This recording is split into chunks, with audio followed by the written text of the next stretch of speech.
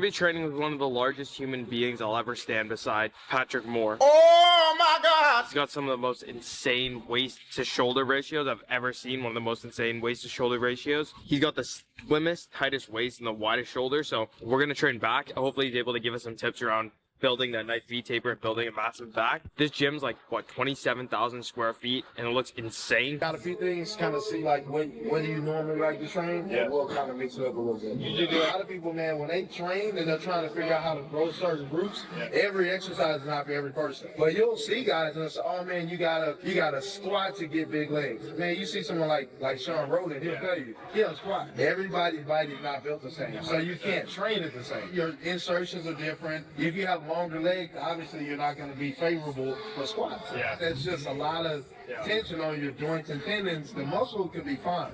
I've been training, dude, let me see, this makes 20 years. So 20 years, and when I started, I had about 7 years where I only did chest and arm. Okay. I didn't know anything, so I only trained that because that's what I thought, working out was. Ran into a guy in the gym and then he said, man, you should try training your back, try training this. So ultimately, I didn't compete until I was like 31. Sports first? Yes, I boxed for 16 years. Oh, boxing and basketball was, that was the only thing I ever did. Still box I still box, yeah. No, I was going there messing around. I was going to see my coach on the other side of town. He'll run me through hand pads to stay active. Yeah, for sure. I believe in being in real true athletes. Yeah. Just coming in and training, I can never only do that. That's like Breon. Breon's still on the track, right? Yeah, there's life after bodybuilding. If you're a competitor, you want to keep your body healthy in other ways than just always putting it under strain with the weights. Yeah. This is fun, of course I love it, but to do other stuff, it gives you a mental break from it, because when you do this day in and day out, especially on prep, you're running a 16-week prep every day.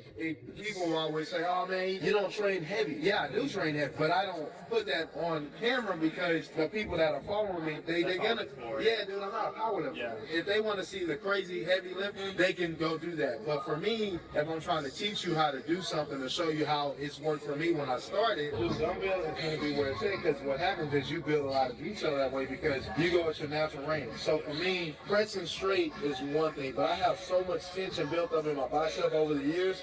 Right now I'm going to therapy for it. But what happens is when I press, my bicep tendon takes a lot of punishment. Dumbbell, I can angle it a little bit and go with my natural point versus being up here. Dude, it makes such a big difference. So dumbbells allow for you to target the muscle and be safe at the same time. Muscles are one thing. When you're talking about tendons, they can't handle load like that. That's why you see a lot of guys get injured. It's never a muscle tear. It's often ligaments and tendons. It's funny, I was having this conversation with Phil the other day. Like he said, dude, how many complete open guys are there right now? Or bodybuilders? Like a complete athlete, like you can look at them and say, man, that guy's not missing anything. Yeah. Everything's just round, full. It's the way a lot of guys train. Heavyweights are great. I always go with movement with purpose. Heavyweight is cool. I know some guys that pull crazy weight on back days, right? Still can't get a Christmas tree. They hit a pose and it's like, they're big, but it's flat. No detail. Because you're pushing weight that's so heavy, or you're pulling it that you can't get back there to really hit the muscle. And competing, detail wins everything.